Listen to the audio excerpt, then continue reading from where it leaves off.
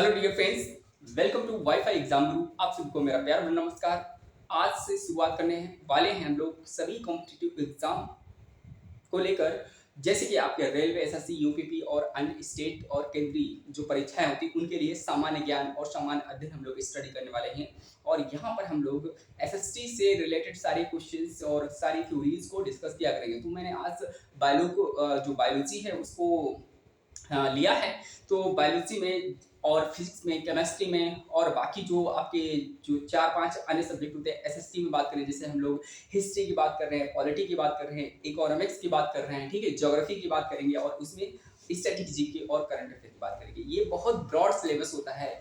इसको समझ पाना और इसके जो क्वेश्चन हैं, इसके थ्योरीज हैं, वो दिमाग में हर पल और हर वक्त बसा पाना बहुत ही मुश्किल टास्क होता है।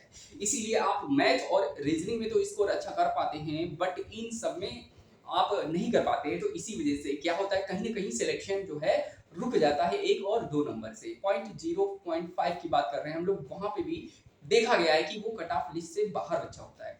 तो आइए आज उसी के हम इस पैटर्न को समझेंगे और जानेंगे कि किस तरह से थ्योरीज में क्वेश्चन आता है, तो हमें किस चीज का याद रखना है, वो कौन से पॉइंट होते हैं, उनको देखते हुए हम क्वेश्चंस की वैरायटी जानेंगे और उसके थ्योरीज कॉन्सेप्ट क्या कहते हैं वो भी कोशिश करेंगे जानने की।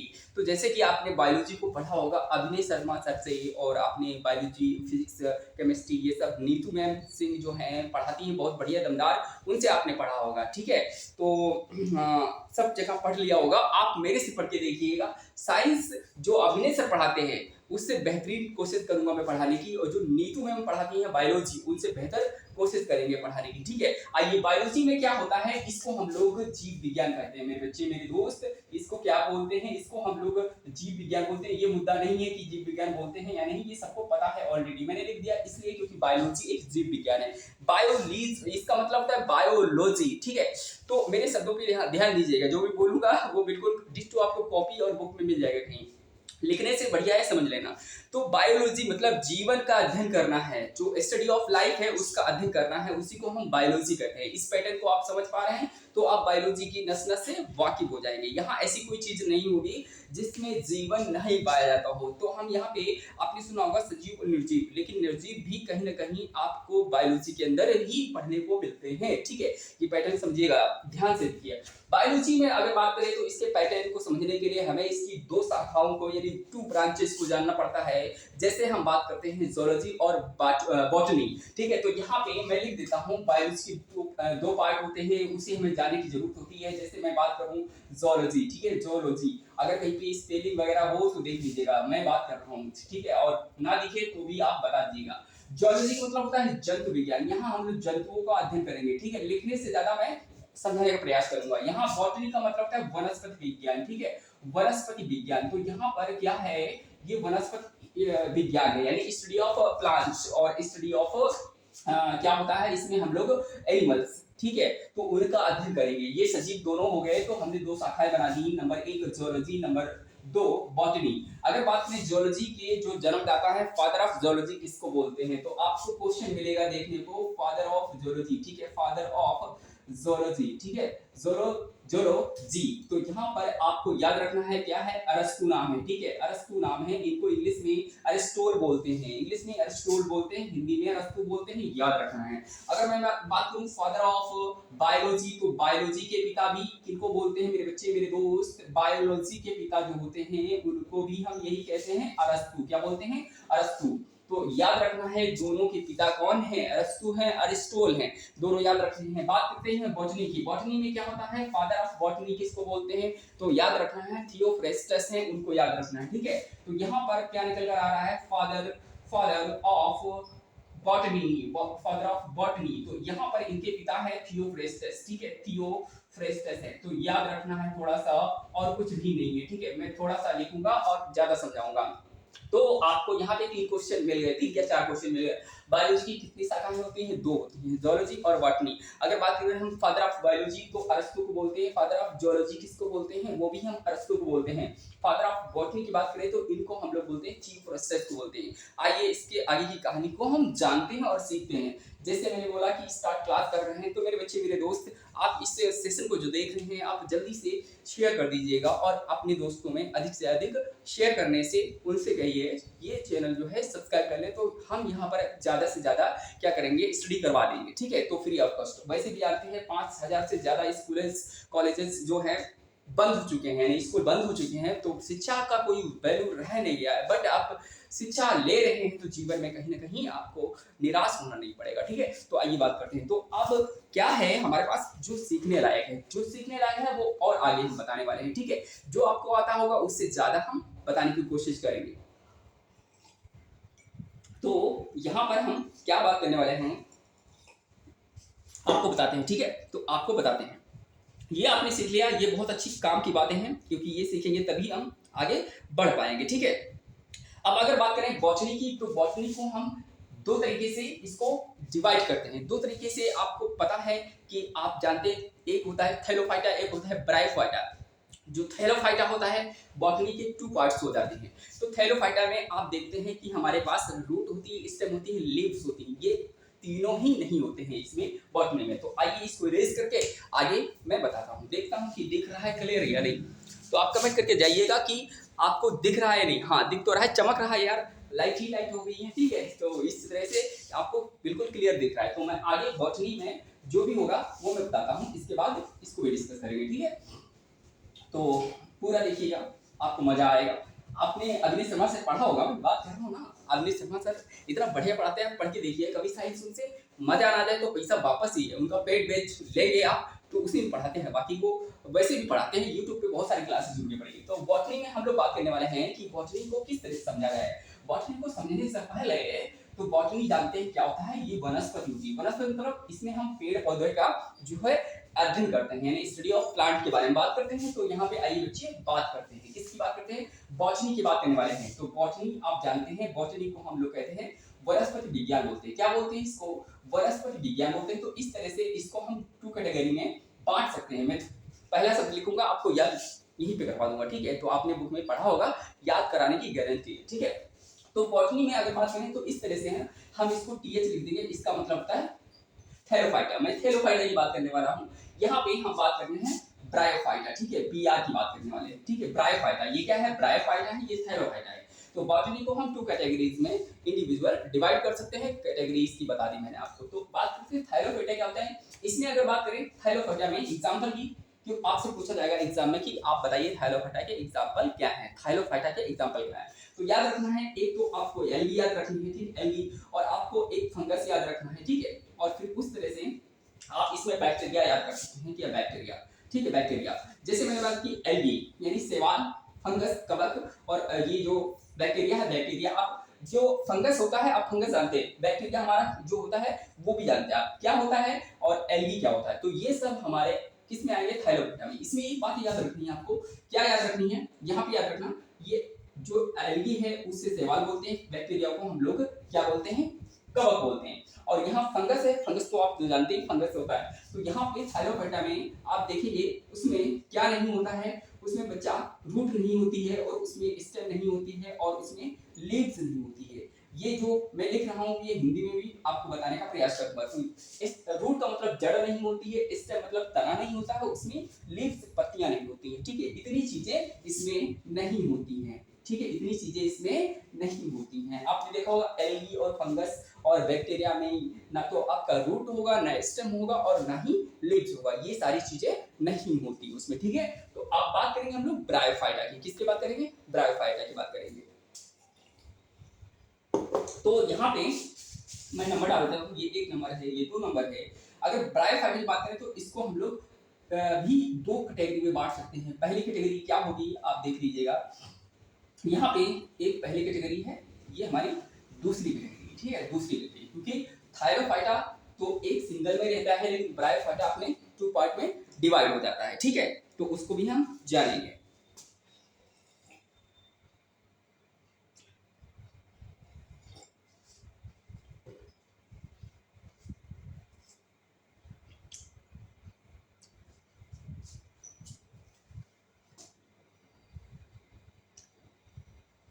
तो यहाँ पे जो ब्रायोफाइटा है इसमें आप देखेंगे जो ये बांट रहा है, तो इसमें क्या होता है देखो, एक रूट होती है और क्या होता है और स्टेम होती है और यहाँ पे लीव्स होती हैं। ठीक है, क्या होती हैं?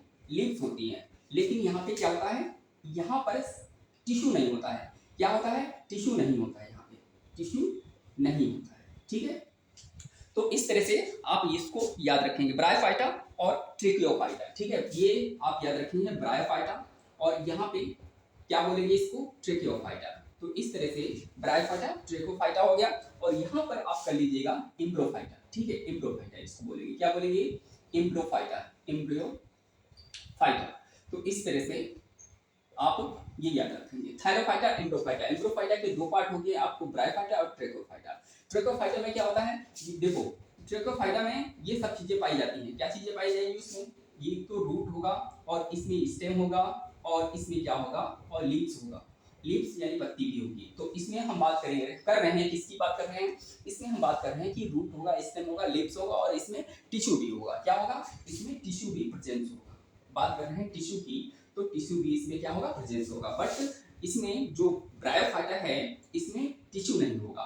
आप फिर से एक बार रिकॉल कराता था हम आपको, जो बॉटली है उसके हमारे दो पार्ट होते हैं, एक होता है थायरोफाइटा, एक होता है एम्ब्रोफाइटा।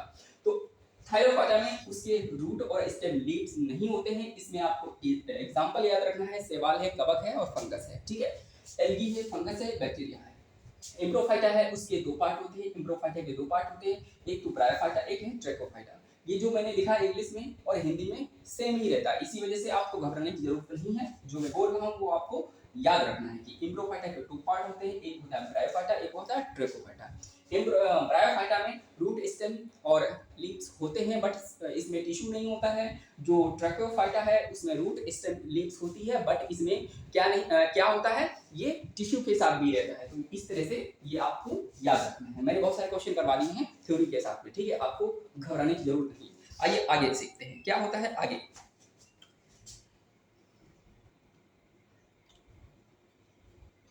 हाँ, अब मैं बात करता हूँ मेथड ऑफ न्यूट्रिशन। तो मेथड ऑफ न्यूट्रिशन का मतलब होता है पोषण कैसे करते हैं, यानी पादपों में पोषण विधि कैसे होती है। ठीक है, सिस्टम क्या होता है ये मैं आगे बता देता हूँ। पादप जो होते हैं, जो प्लांट होते हैं, वो पोषण कैसे करते हैं, न्यूट्रिशन कैसे ग्रहण करते हैं। ठीक है, उसके बारे में बात करेंगे। पादपों में हेडिंग है। ठीक है, पादपों पादपों में पादपों में पोषण विधि, इंग्लिश में भी बताऊंगा मैं पोषण विधि, इंग्लिश में क्या होता है ये भी बताऊंगा। ठीक है, जैसे मैंने बात की पादप, पादप मतलब प्लांट्स जो होते हैं न्यूट्रिशन कैसे करते हैं, उनकी प्रोसेस क्या होती है, मेथड क्या होता है पादप की। जहां पर हिंदी टर्म है वो हिंदी में बताऊंगा, इंग्लिश में उसको रिकॉल कर दूंगा, तो बायोलैंग्वेज हो जाएगा आपका, कोई दिक्कत नहीं है। तो पादप जो हमारे पेड़ पौधे होते हैं वो जैसे भोजन कैसे करते हैं, तो आपने सुना होगा कि दो तरीके से पोषण होता है, एक होता है ऑटोट्रॉफ, एक होता है हेटेरोट्रॉफ्स।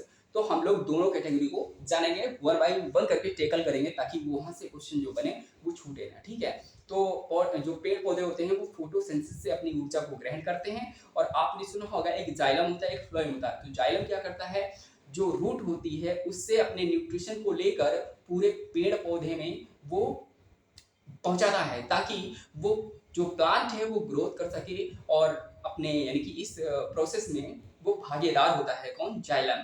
जाइलम से याद रखना है कि जा से जल होता है, यानी कि वो जो पानी है जो जड़ों में आ रहा है, हम न्यूट्रिशन जो जड़ में दे रहे हैं वो ऊपर की ओर जा रहा होता है, तो वो एक जल ग्रहण की शक्ति को हम जाइलम बोलते हैं।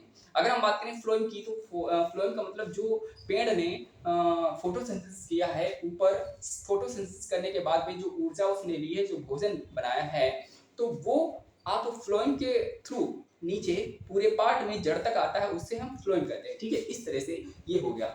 अगर बात करें ऑटोट्रॉफ होते क्या हैं, तो पेड़ पौधे जितने भी दुनिया में हैं वो सारे ऑटोट्रॉफ होते हैं। जो स्वयं भोजन बना लेते हैं उन्हें हम ऑटोट्रॉफ बोलते हैं। ठीक है, स्वपोषी बोलते हैं।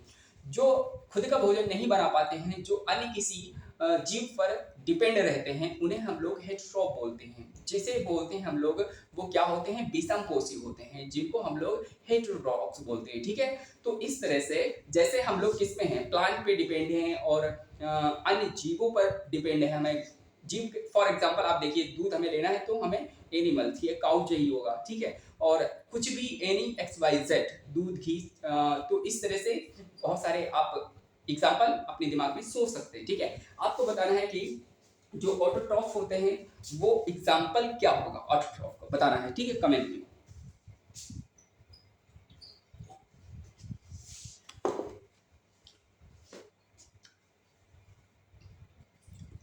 ये जो मैंने लिखा हुआ पादपों में पोषण वृद्धि कैसे होती है, तो सभी जो पादप होते हैं वो भोजन ग्रहण करते हैं, यानी इनटेक फूड, तो उसी को हम लोग बोलते हैं कि जो भोजन विधि है, यानी कि उनकी जो पादप में पोषण विधि है वो भोजन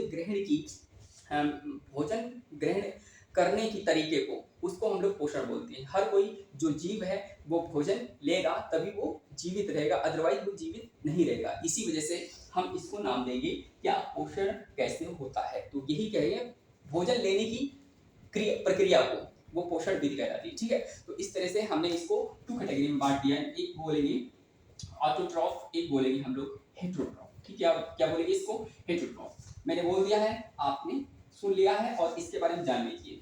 ये जो ऑटोट्रॉफ होते हैं इनको हम लोग बोलते हैं, इनको बोलते हैं हम लोग स्वपोषी। क्या बोलते हैं, स्वपोषी, जो खुद भोजन बना लेते हैं। इसमें एग्जाम्पल क्या आएगा, इसमें पेड़ पौधे आते हैं, क्या आते हैं, पेड़ पौधे आते हैं, प्लांट आते हैं।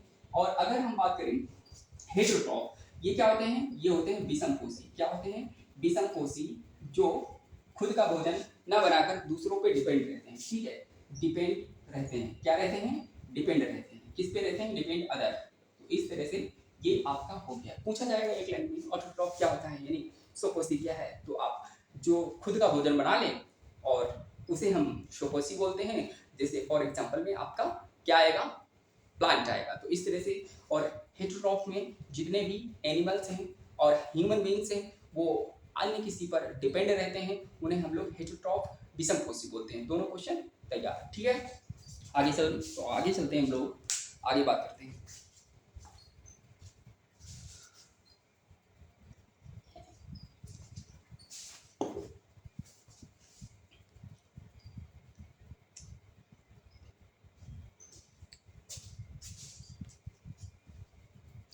तो इस तरह से हम लोग आगे की कहानी जानेंगे, क्योंकि मैंने ट्राई लिया था, तो अगर इससे ज़्यादा आप लाइक करते हैं, शेयर करते हैं, तो मुझे पता चल जाएगा कि डिमांड आपकी भारी है। तो इसीलिए मुझे मैदान में उतरना पड़ेगा और सिखाने के लिए कुछ मेहनत मुझे करनी पड़ेगी। सीखने के लिए आपको मेहनत करना पड़ेगा, हेडफोन लगा के सुनना पड़ेगा और देखना पड़ेगा वीडियो को, बस यही करना है और कुछ करना नहीं है। ज़्यादा से ज़्यादा आप इसको प्यार दीजिएगा, तो मैं आगे की कंटिन्यू क्लास करूँगा। और आपको बता दूँ कि मैं अभी आज नहीं तो कल की क्लास में एक देखो बताऊंगा प्रोसेस क्या है। जो साइंस है वो कब चलेगी और एसएसटी जो है वो आपको कब पढ़ाना है मुझे। तो मैं सबसे पहले क्वालिटी को शुरू करूँगा। क्वालिटी में क्या होता है, क्वालिटी में सबसे ज़्यादा क्वेश्चन बनते हैं हमारे, 5-10 क्वेश्चन जरूर आते हैं। तो 5-10 क्वेश्चन वो जो आएंगे वो मेरी क्लास से आएंगे, मैं बड़ी बिल्कुल एग्जाम ओरिएंटेड लेकर ही आऊँगा और बताऊँगा।